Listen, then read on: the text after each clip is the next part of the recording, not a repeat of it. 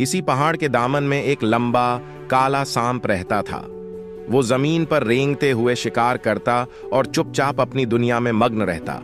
लेकिन उसके दिल में हमेशा यह हसरत रहती कि काश वो भी अकाब की तरह आसमान को छू सकता। एक दिन जंगल में बारिश के बाद जमीन नरम हो गई। सांप घूमता हुआ एकाब के घोंसले के करीब पहुंच गया।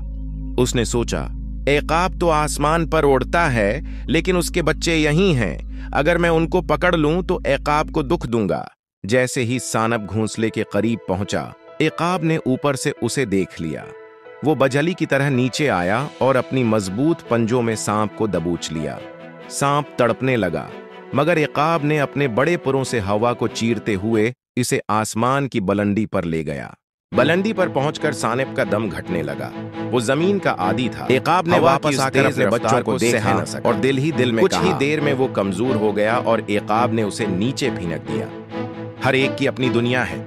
सांप को जमीन पर रहना है और मुझे आसमान पर। जो अपनी हद से निकलेगा वो नुकसान उठा